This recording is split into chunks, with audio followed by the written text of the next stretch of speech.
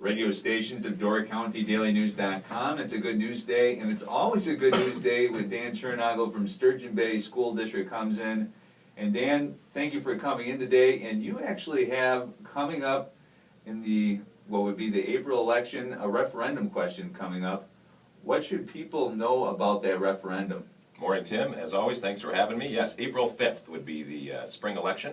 Aside from some elections going on in the city and the annual spring school board election, where we have 3 members up, 3 seats, plus a 4th seat. We actually have a 1-year term for Joel Kitchens, of course, who now is a state assemblyman, as we know.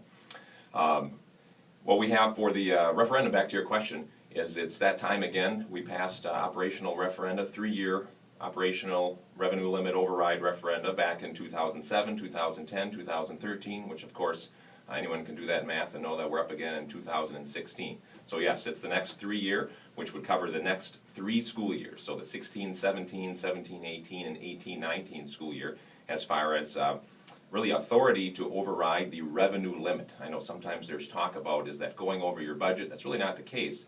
It deals with a combination of revenue limits and some things that happened way back more than 20 years ago, and really the opportunity to run the school district that we feel the community wants us to run.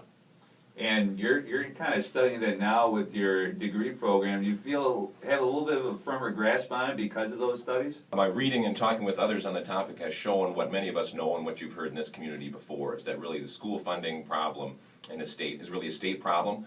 Fortunately for parents, local communities, and school boards, the operational referendum concept to override the revenue limit is a local solution to that state problem. And coming up next, another thing that kind of affects that formula is open enrollment. We'll cover that next on the radio stations of DoraCountyDailyNews.com.